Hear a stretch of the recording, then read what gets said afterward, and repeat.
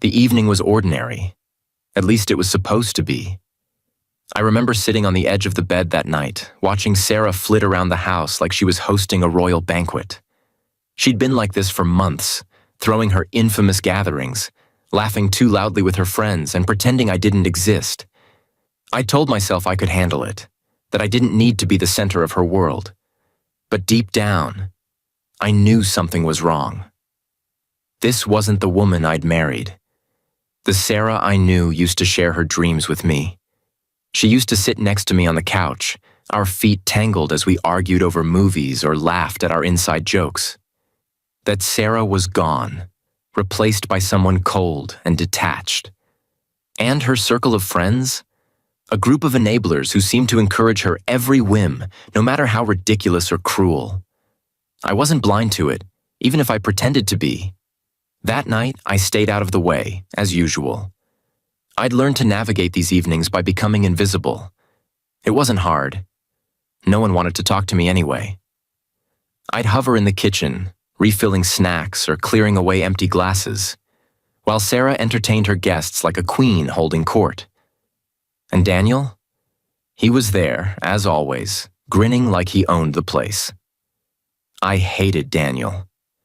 Not just for the way he looked at Sarah, though that was enough to boil my blood, but for how smug he always seemed. He had this air about him, like he knew he could get away with anything. And maybe he could. After all, Sarah never stopped him from lingering too close or whispering something in her ear that made her laugh a little too hard. She thought I didn't notice, but I did. I noticed everything. As the night went on, the tension in the air grew thicker. Sarah was in rare form, louder and more boisterous than usual. I kept to my corner, pretending not to care as she draped herself across the couch next to Daniel, her hand casually brushing his arm. I could feel their eyes on me, the barely concealed smirks as if I was the joke everyone was in on but me. I clenched my fists, trying to steady my breath. I wasn't going to give them the satisfaction of a reaction. Then it happened. "David," she called out, her voice dripping with mock sweetness.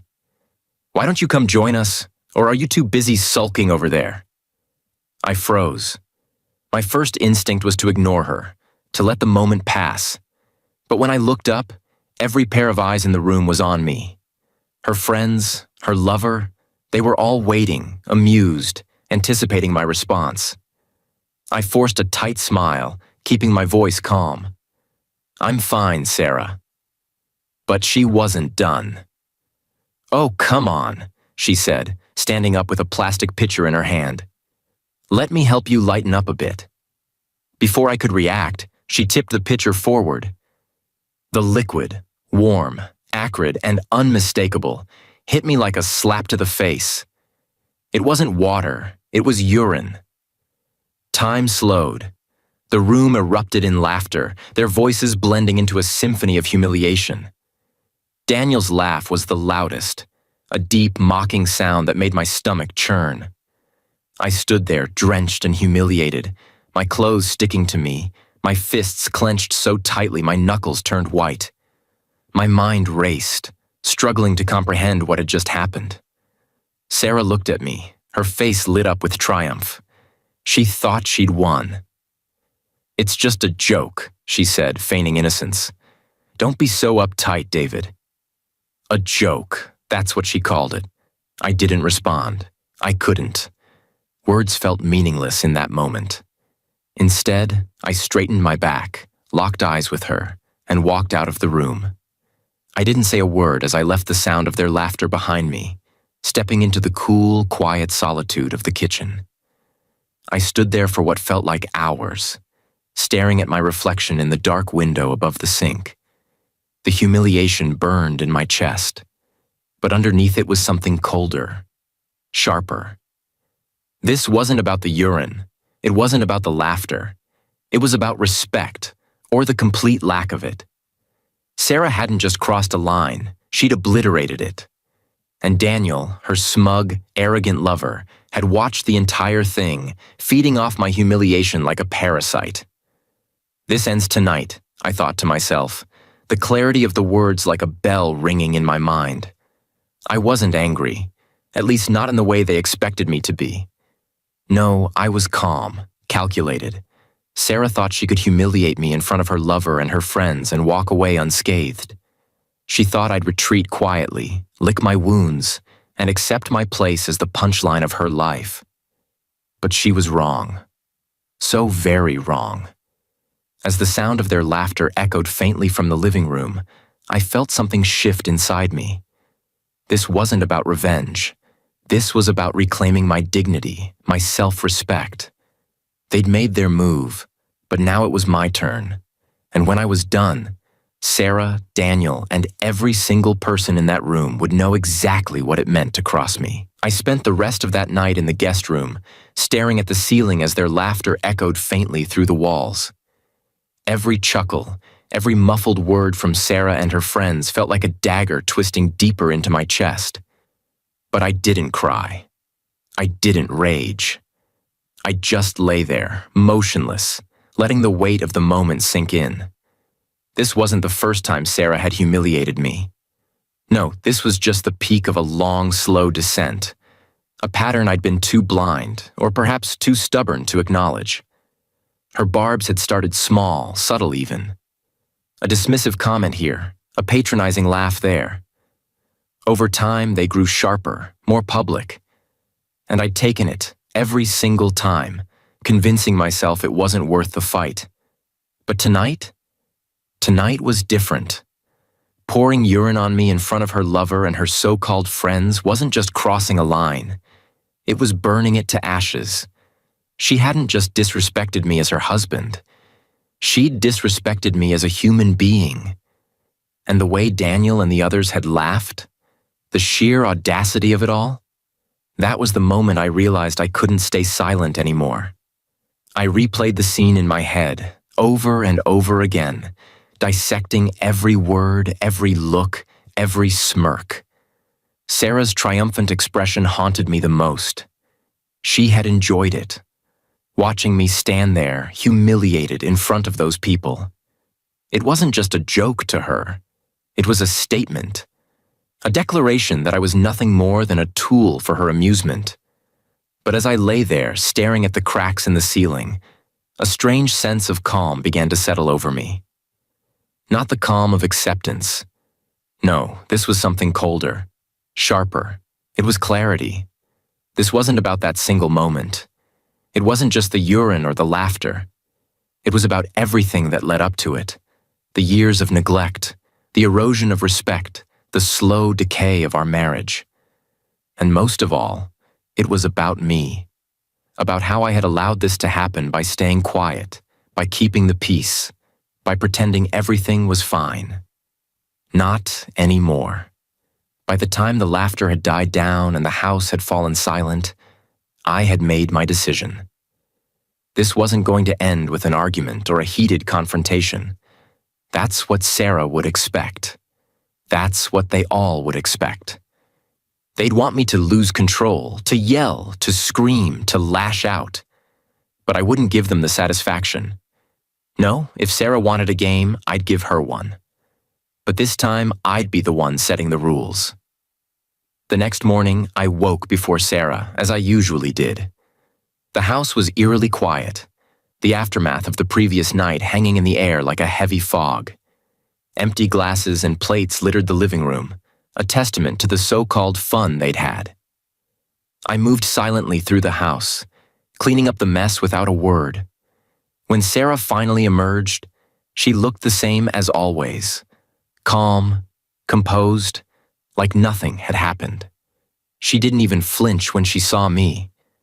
Instead, she poured herself a cup of coffee and smiled, as if last night had been just another one of her little jokes. "Morning?" she said casually, her voice light, almost playful. I didn't respond. "Oh, come on, David," she continued, leaning against the counter.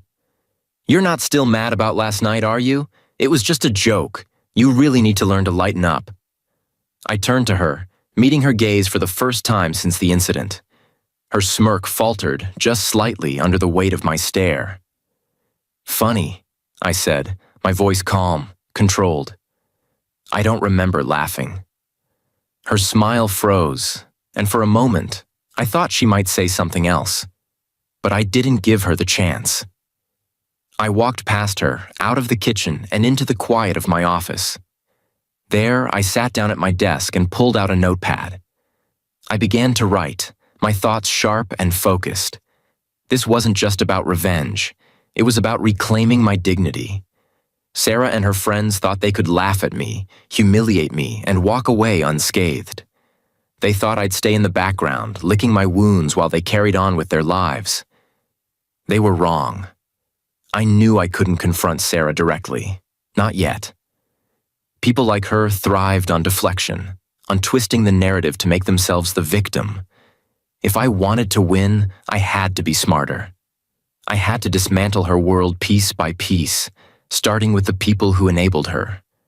Daniel, Lisa, Mark. I made a list of names, each one etched with purpose. They had laughed at me, encouraged Sarah's behavior, and reveled in my humiliation. They weren't just bystanders. They were accomplices. And I would make sure every single one of them paid for what they had done. By the time I set down my pen, I had the beginnings of a plan. A calculated, meticulous plan. This wasn't about lashing out or losing control. This was about taking back my power step by step. The first move had been theirs. Now it was my turn. By the time I finished sketching out my plan, a strange calm had settled over me. For the first time in months, years even, I felt in control. The chaos Sarah had unleashed, the humiliation I'd endured, none of it could sway me now. The laughter from last night still echoed in my mind, but instead of cutting deep, it sharpened my resolve. I knew where to begin. To dismantle Sarah and her circle of enablers, I needed proof. Solid, irrefutable evidence that would shatter their carefully constructed lives.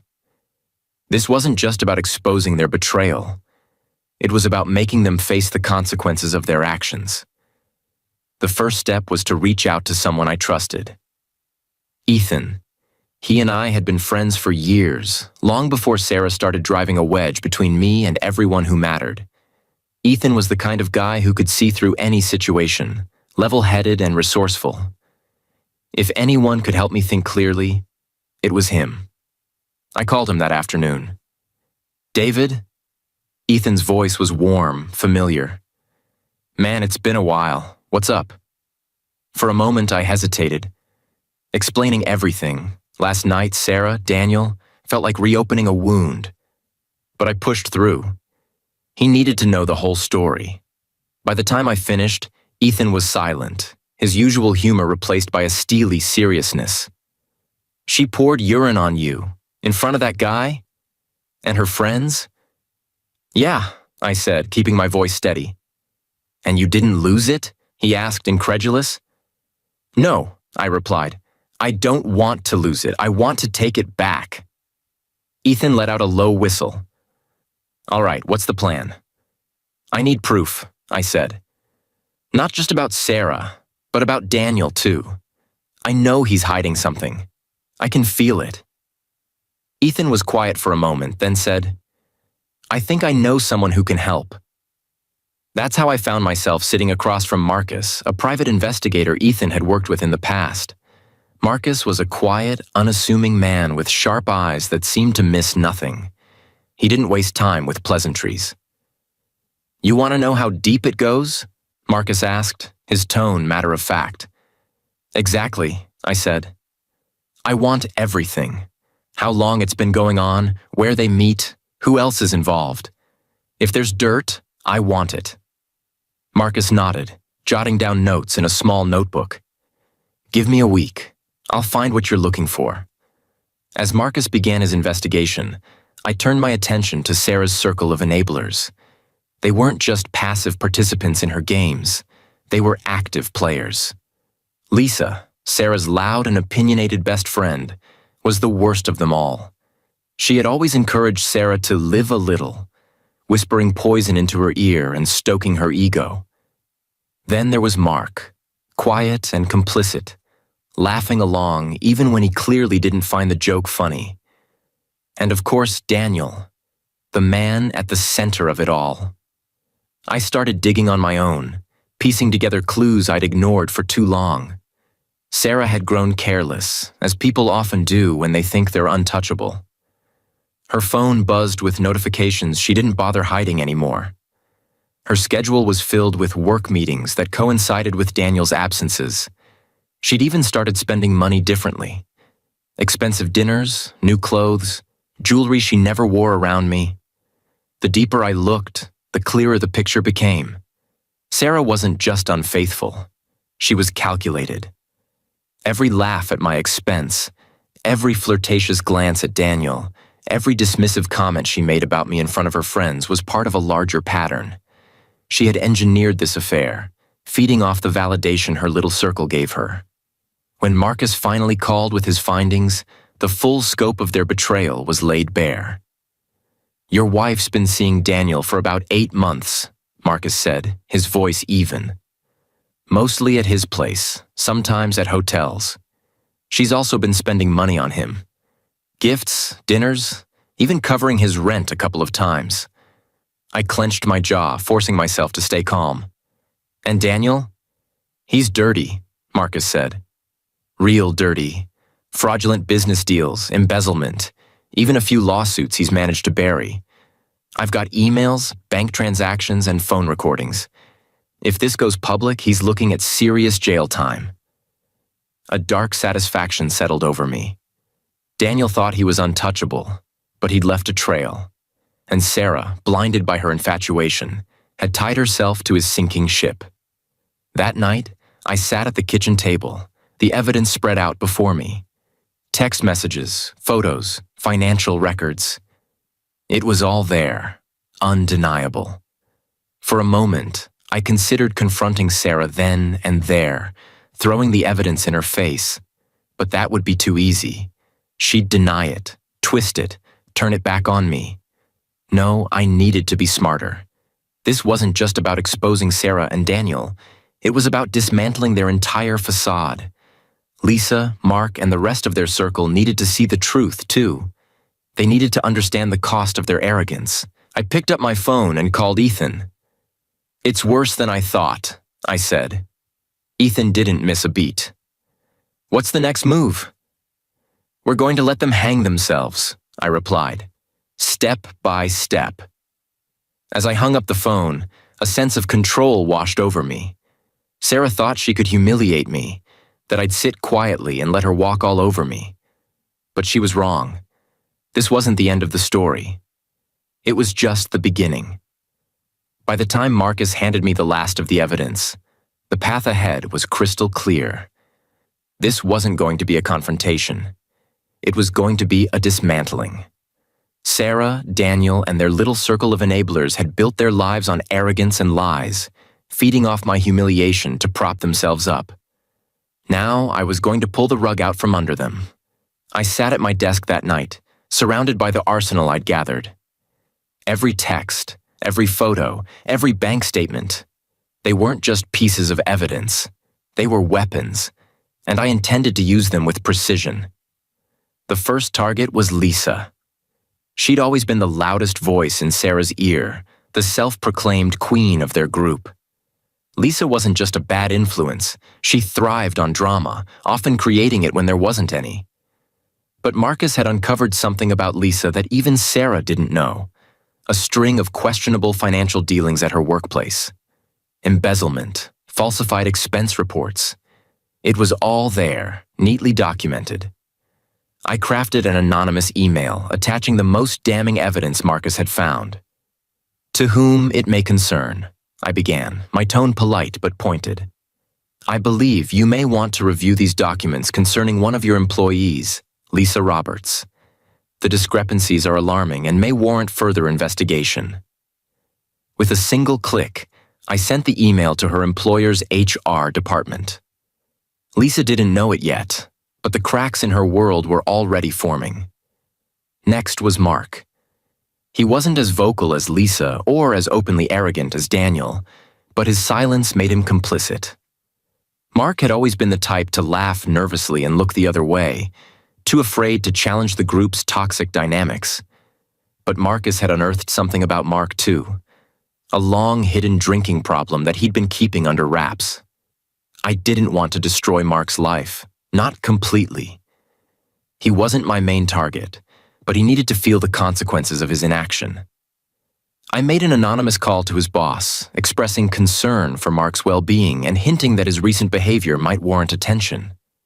Within a week, Mark was called into a meeting and placed on mandatory counseling. It wasn't malicious, but it was enough to send a message. Silence has consequences. While Lisa and Mark's lives began to unravel, I turned my focus back to Sarah and Daniel. They were the heart of this mess, and their downfall had to be public, unforgettable. I wasn't going to confront them in private. That would give them the chance to twist the narrative, to play the victims. No, they needed to be exposed in front of everyone who had laughed at me, humiliated me. The opportunity came sooner than I expected.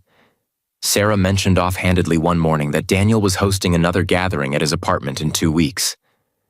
"It's going to be a small thing," she said casually, as if she didn't expect me to care. "Just a few friends." I nodded, keeping my expression neutral. "Sounds nice," I replied, as if I didn't already have plans to turn their little, small thing into an unforgettable disaster. In the days leading up to the party, I worked with Ethan to fine-tune every detail. We coordinated anonymously with Megan, a local journalist known for exposing white-collar criminals. Marcus's evidence against Daniel, fraudulent transactions, embezzlement, and more, was too good to pass up. Megan's article was scheduled to go live the same evening as the party, ensuring that Daniel's crimes would hit the public sphere at the perfect moment. At the same time, I planted whispers among Sarah's social circle. Anonymous messages sent to Lisa and Mark hinted at secrets Daniel had been keeping from them. "You might want to ask Daniel about the money," one message read. "It's bigger than you think." Another message to Lisa was more direct. "How much do you really know about the man you've been defending?" By the time the party rolled around, the tension within their group was palpable. Sarah, oblivious as ever, thought she was walking into another night of laughter and drinks. Daniel was smug, as usual, assuming his charm and connections made him untouchable. Lisa and Mark, however, were visibly uneasy, their trust in each other and in Daniel already beginning to fray. Ethan and I stood back, watching the seeds of chaos take root. "You sure about this?" he asked quietly as we reviewed the final steps of the plan. "I've never been surer of anything," I replied. "They humiliated me in front of everyone. Now, it's their turn." The final piece of the puzzle was timing. Megan's article would go live at 8 p.m., right in the middle of the gathering. Ethan would wait outside Daniel's apartment, ready to escalate the situation if necessary. We had everything we needed to ensure that the night ended in the same way it began, with all eyes on Sarah and Daniel. As the day of the party approached, I felt a strange sense of calm. This wasn't about anger or revenge anymore. It was about justice. Sarah and her friends had built their lives on lies and arrogance, but they'd underestimated me. They thought I was weak, a pushover. They thought I'd quietly fade into the background. They were wrong. That night, as I adjusted my tie in the mirror, I didn't feel nervous or uncertain. I felt powerful. Sarah had made the first move, but I was about to make the last.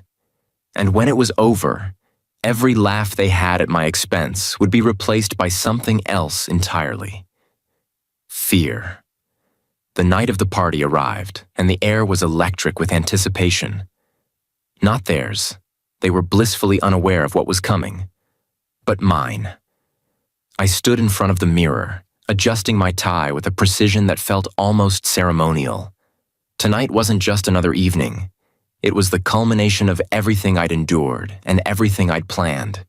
Tonight, Sarah, Daniel, and their entire toxic circle would realize just how wrong they'd been to underestimate me. By the time I arrived at Daniel's apartment, the party was already in full swing. Laughter and music spilled out into the hallway, a cacophony of arrogance and self-satisfaction. For a moment, I stood outside the door, letting the sounds wash over me. They thought they were untouchable. They thought they could mock me, humiliate me, and carry on with their lives as if I didn't exist. That was about to change. I pushed the door open and stepped inside. The room went silent. All eyes turned to me, and I met each gaze with calm indifference. Sarah was standing near the bar, a glass of wine in her hand. When she saw me, her smile froze, her face paling just slightly. Daniel, on the other hand, leaned back in his chair with that infuriating smirk of his, as if he were daring me to make a scene. "David," Daniel said, his tone dripping with mockery. "Didn't think you'd show up?" "Why wouldn't I?" I replied, my voice calm, measured. "After all, I wouldn't want to miss the chance to toast to your success." The tension in the room was palpable. Sarah's friends exchanged uneasy glances, their earlier laughter replaced by a nervous silence. Lisa looked especially uncomfortable, her fingers tightening around the stem of her glass. Mark avoided my gaze altogether, his eyes fixed on the floor. "Come on, David," Sarah said, attempting to regain control of the situation. Her voice was light, but I could hear the strain beneath it. "Let's not ruin the evening." "Oh, I'm not here to ruin anything," I said, stepping further into the room. "I'm here to celebrate. After all, it's not every day we get to honor a man like Daniel." Daniel's smirk faltered just slightly. "What are you talking about?" he asked, his tone suddenly defensive. I pulled a folder from my jacket and held it up for everyone to see. "This," I said, "is everything I need to expose you for the fraud you are. Bank records, emails, phone recordings, proof of every shady deal you've ever made." The room erupted into chaos. Daniel shot to his feet, his face a mask of disbelief and anger. "You're bluffing," he spat. I smiled, setting the folder down on the coffee table. "Feel free to take a look, or better yet, wait until the rest of the city does. Megan's article should be live by now." Sarah stepped forward, her face pale and panicked. "David, stop this," she pleaded. "This isn't the time or place." "Oh, I disagree," I said, turning to face her. "This is the perfect time and place. After all, you didn't seem to mind humiliating me in front of these people. Why should I extend you any courtesy?" Her mouth opened and closed, but no words came out. For the first time in months, Sarah looked uncertain, vulnerable. The rest of the group wasn't faring much better. Lisa was staring at the folder with wide eyes, while Mark looked like he wanted to sink into the floor. And Daniel? Daniel was furious, his confidence crumbling as the reality of the situation sank in. But the real spectacle was yet to come. Right on cue, Ethan stepped into the room. Dressed in his paramedic uniform, he looked every bit the professional. He carried a clipboard and wore a stern expression, adding an air of authority to the unfolding chaos. "Daniel Carter?" Ethan said, his voice calm but commanding. Daniel turned to him, his face pale. "Who the hell are you?" "I'm here on behalf of the authorities," Ethan said, holding up the clipboard. "You've been reported for financial fraud. The evidence is extensive and the proper channels have been alerted." The room fell silent. Sarah turned to Daniel, her voice trembling. "Is this true?" "Daniel, what is he talking about?" "I don't know what he's talking about," Daniel stammered, his usual smugness replaced by desperation. "This is some kind of mistake." "It's no mistake," I said, stepping closer. "And it's not just about the fraud, Daniel. It's about everything. The lies, the manipulation, the way you and Sarah humiliated me over and over again. This is your reckoning." Lisa and Mark were frozen, their faces a mix of shock and fear. Sarah looked like she might faint, her glass slipping from her hand and shattering on the floor. When the police arrived to escort Daniel out, the room descended into chaos. Sarah's friends began shouting, trying to distance themselves from the scandal. Lisa was in tears, her carefully constructed image falling apart. Mark looked ready to bolt, his hands shaking as he muttered excuses to no one in particular. As Daniel was led away, he shot me a venomous glare. "You'll regret this," he hissed. I didn't respond. I didn't need to. The damage was done. I turned to Sarah, who was standing in the corner, trembling. Her eyes met mine, filled with a mix of fear and desperation. "David," she whispered. I didn't know. I didn't. "You knew," I said coldly. "You knew exactly what you were doing. You chose him. You chose this. And now you get to live with the consequences." Without another word, I turned and walked out of the apartment, leaving them to deal with the wreckage. The laughter they'd shared at my expense was gone, replaced by panicked whispers and sobs. By the time I reached the elevator, I felt a weight lift from my chest. This wasn't just revenge. It was justice. And it was far from over. When I walked out of Daniel's apartment, I didn't look back. I didn't need to. I could hear it, the chaos, the disbelief, and the raw panic echoing behind me. The sound of a world unraveling, thread by thread. The drive home was silent, except for the rhythmic hum of the engine. I didn't feel triumph. Not yet. What I felt was clarity. Everything was going exactly as I had planned, but I knew this wasn't the end. The fallout from tonight's reckoning was only just beginning. By the next morning, the storm had hit. Megan's article had gone live during the party, perfectly timed to coincide with Daniel's public humiliation. The headline was impossible to miss. "Fraud, Lies, and Ruin: The True Face of Daniel Carter." The piece was brutal, a meticulously crafted exposé that left no stone unturned. Every fraudulent transaction, every shady business deal, and every victim Daniel had conned was laid bare for the world to see. The response was swift. By mid-morning, Daniel's name was trending on social media, but for all the wrong reasons. News outlets picked up the story, amplifying the fallout. His business partners publicly denounced him, distancing themselves from the scandal as fast as they could. His accounts were frozen, his reputation shattered. Daniel Carter, the man who once walked with smug arrogance, was now a pariah. And Sarah? She wasn't just caught in the crossfire. She was standing squarely in the blast zone. It started with whispers among her friends. Lisa, who had always been Sarah's loudest defender, was conspicuously silent. She wasn't answering calls or messages. Mark wasn't any better. His passive complicity now seemed to weigh on him like a millstone. The same people who had laughed with Sarah at my expense were now questioning their loyalty to her. By noon, I got my first text from Sarah. It was short, almost pathetic. "We need to talk." I didn't respond. More messages followed, each one more desperate than the last. "David, please. I didn't know it would go this far. I'm sorry for what happened. Can we fix this?" Fix this. The irony wasn't lost on me. She wanted to fix the life she'd gleefully torn apart, now that the tables had turned.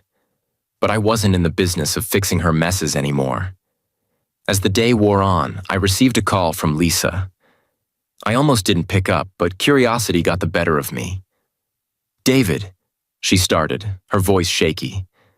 "Look, I had no idea things were this bad. I swear, if I had known—" "You didn't care to know," I interrupted, my tone cold. "You were happy to feed the flames as long as it wasn't your life burning." She stammered, trying to defend herself, but I ended the call. I wasn't interested in their apologies. They weren't for me. They were for themselves. A desperate attempt to salvage what little remained of their reputations. By the evening, Sarah showed up at my door. She looked nothing like the confident, smug woman who had stood over me with a pitcher of urine just days ago. Her makeup was smeared, her hair disheveled. Her eyes were red, swollen from crying. She was holding her phone in one hand and a crumpled tissue in the other. "David," she said, her voice trembling. "Please, can we talk?" I stepped aside, letting her in. I didn't say a word as she walked into the living room, her movements hesitant, almost timid. She perched on the edge of the couch, clutching the tissue like a lifeline. "I didn't know," she began, her voice cracking. I didn't know about the fraud or the article or any of it. I thought he was... I thought... You thought he was better than me, I said, cutting her off. You thought he was someone worth humiliating me for. Don't lie to me, Sarah. Not now. She flinched, tears spilling down her cheeks. It wasn't like that. I made a mistake, David. I see that now. Please, you have to believe me. I leaned back in my chair, staring at her. Do you remember what you said to me that night? It's just a joke. That's what you called it. A joke. So tell me, Sarah, is this funny to you? Because I'm not laughing. Her sobs grew louder, her shoulders shaking as she buried her face in her hands. I felt no sympathy. She had made her choices, and now she was facing the consequences. David, I'll do anything, she whispered through her tears. Just tell me what I need to do to make this right. I stood, walking to the door. There's nothing to make right, Sarah. You chose him. You chose them. Now you get to live with it. She looked up at me, her face a mask of desperation. Please, David, don't do this. Don't leave me like this. I shook my head. You left me first, Sarah. You just didn't realize it. I opened the door and waited. After a long moment, she stood, wiping her face with the tissue. Without another word, she walked out. As I closed the door behind her, I felt a strange sense of closure. This was no longer my battle. Sarah and her enablers had sown their chaos, and now they were reaping the whirlwind.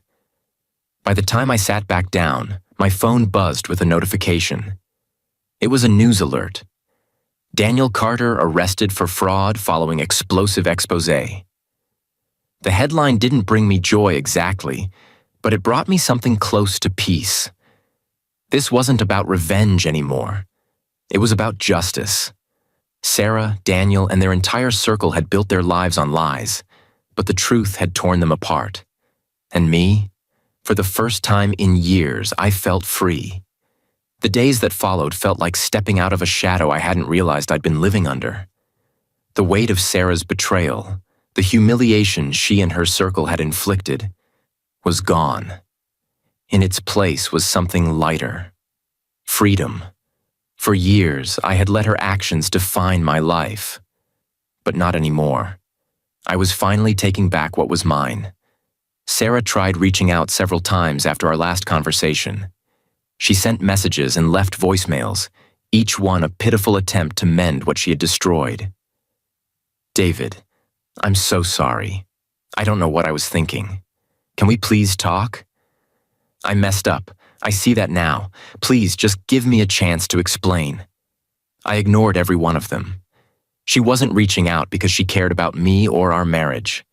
She was reaching out because her world had fallen apart, and she was desperate to claw back some semblance of stability. But I wasn't her safety net anymore. The fallout from the party continued to spread like wildfire. Daniel's arrest was the talk of the town, and Megan's expose became a national story. His name was now synonymous with fraud and betrayal. Every shady deal, every stolen dollar, it was all out in the open. His business partners had turned their backs on him. His reputation was irreparably damaged, and his assets were frozen. The man who had once humiliated me in my own home was now a cautionary tale for others. Sarah's friends weren't faring much better. Lisa, the self-proclaimed queen of their group, was facing her own reckoning. The anonymous tip I'd sent to her workplace had done its job. Word of her financial misconduct spread quickly, and within days, she was placed on leave pending an investigation. Her social media accounts went dark, and the woman who once thrived on attention was now conspicuously silent. Mark, ever the bystander, had retreated into the background. The whispers about his drinking problem were now common knowledge among his colleagues, and his once quiet reputation was tarnished. He avoided Sarah entirely, cutting her off like a bad habit. As for Sarah, she was a shell of the woman who had once poured urine on me with a smug smile. Her friends had abandoned her, unwilling to be associated with the mess she'd helped create. At work, the gossip about her connection to Daniel spread like wildfire. She'd tied herself to a sinking ship, and now she was going down with it. Meanwhile, I was rediscovering myself. I started with the house. Every corner of it felt like a reminder of Sarah's influence, her arrogance, her disdain. I stripped it all away. The throw pillows, the abstract art, the cluttered decor, it all went into boxes and out the door. In its place, I created a space that felt like mine. Clean, minimalist, and peaceful. The bedroom, once cold and alien, became a sanctuary. The kitchen, where I'd stood humiliated so many times, was rearranged to suit my needs. Every small change felt like reclaiming a piece of myself. I reconnected with Ethan, who had been my anchor through all of this. We spent more time together, grabbing drinks, watching games, and just talking. "You're starting to look like the old David," Ethan said one evening as we sat on my back patio. "Maybe," I replied, taking a sip of my drink. "But I think I'm something better than the old David now." Ethan grinned. "To the new David, then." He raised his glass, and I clinked mine against it. Work became another source of pride. Without Sarah's constant criticisms and distractions, I threw myself into my projects with a renewed focus. My efforts didn't go unnoticed. Within months, I landed a promotion that had once felt out of reach. The recognition wasn't just professional. It was personal. It was proof that I wasn't defined by Sarah's betrayal. One afternoon, as I sorted through old papers, I found a wedding photo of Sarah and me. I stared at it for a long moment, memories flashing through my mind. The laughter, the promises, the love that had once felt so real. But as I looked at the photo, I realized something. I didn't feel anger anymore. I didn't feel sadness or regret. I felt nothing. I slipped the photo into a box and closed it, sealing that chapter of my life for good. Sarah's world was crumbling, but I wasn't reveling in her downfall. I didn't need to. I was too busy building something better for myself. A few weeks later, Ethan introduced me to someone, a friend of his wife's named Claire. She was kind, intelligent, and refreshingly genuine. We met for coffee a few times, our conversations flowing easily. Claire wasn't like Sarah. She didn't demand attention or thrive on drama. She was grounded, steady, a reminder that not all connections had to be fraught with betrayal and pain. Whether or not things with Claire would go anywhere didn't matter. What mattered was that I was open to the possibility of something new. For the first time in years, I felt like I was looking forward instead of back. That evening, as I sat on my balcony with a glass of whiskey, I reflected on everything that had brought me to this point. The humiliation, the betrayal, the carefully orchestrated revenge. It had all been necessary, but it didn't define me anymore. I was free. Free of Sarah, free of her toxic circle, and free of the pain they'd caused. And as I looked out at the horizon, I realized that this wasn't the end of my story.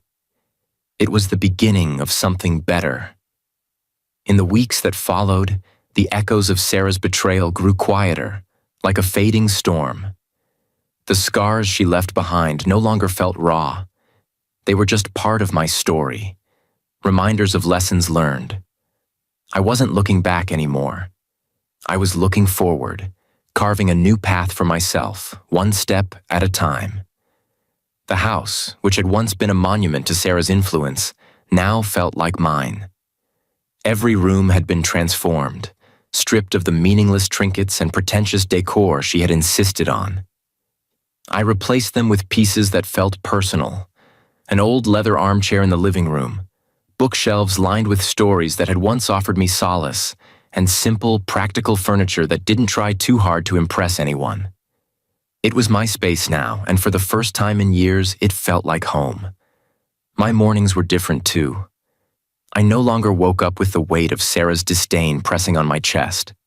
Instead, I started my days with purpose. I got back into running, something I'd given up during our marriage. The crisp morning air, the rhythmic sound of my feet hitting the pavement. It was like reclaiming a piece of myself I'd forgotten existed. With every mile, I felt stronger, lighter. Work became more than just a paycheck. Without Sarah's constant criticisms dragging me down, I threw myself into my projects with renewed energy. My promotion had opened doors I hadn't expected, giving me the opportunity to lead a team and take on new challenges. I wasn't just surviving anymore. I was thriving. And the recognition that came with my hard work wasn't just gratifying, it was validating. For years, Sarah had made me feel like I wasn't enough. Now I knew better. Ethan remained a constant presence in my life, the kind of friend who didn't let you forget who you were, even when you lost yourself. We made a habit of meeting up once a week, whether for drinks, a game, or just to catch up. His unwavering support had been a lifeline during the darkest moments, and now, as I rebuilt my life, he was there to celebrate every small victory. "You're a different man," he told me one night as we sat on my back patio. The David I knew a year ago wouldn't have had the guts to stand up to Sarah, let alone take down Daniel and her whole circle. I smiled, swirling the whiskey in my glass. Maybe I needed to lose everything to find myself again. Ethan raised his glass. To losing what doesn't matter, and finding what does. To that, I echoed, clinking my glass against his. One afternoon, as I sorted through the last of the clutter I'd cleared from the house, I came across a box of photos and mementos from my marriage. At the top was a picture of Sarah and me on our wedding day. I stared at it for a long time, memories flooding back. The laughter, the promises, the hope we'd once shared. But as I looked at it, I didn't feel sadness or anger. I felt detached. That chapter of my life was over, and I was okay with that. I placed the box in a corner of the closet, not to bury it, but to leave it behind. It was a part of my story, but it didn't define me anymore. Claire, the woman Ethan had introduced me to, became another unexpected bright spot. She was nothing like Sarah, kind, down-to-earth, and uninterested in drama.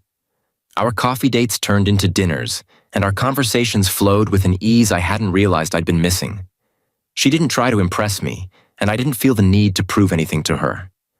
With Claire, everything felt natural.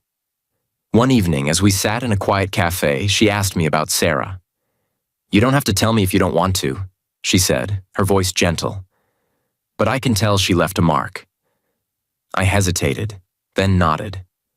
She did. But not the kind you think. It was hard, but it taught me something important, about what I deserve, about what I'll never settle for again. Claire smiled, reaching across the table to take my hand. "Then maybe you're stronger for it." "Maybe I am," I said, squeezing her hand. Whether or not things with Claire would go anywhere didn't matter. What mattered was that I was open to the possibility of something new. For the first time in years, I felt like I was truly living. One night, as I stood on my balcony with a glass of whiskey, I looked out at the horizon and let myself reflect. The humiliation Sarah had subjected me to, the carefully orchestrated revenge, the destruction of her world and Daniel's, it had all been necessary. But it didn't define me anymore. I had built something better, stronger. I had reclaimed my dignity, my sense of self, and my future. Sarah and her toxic circle were nothing more than a distant memory, their laughter long replaced by silence. And me? I was finally free. I raised my glass to the night sky, a small smile on my lips. "Here's to moving forward," I said quietly, the words carrying a weight of their own.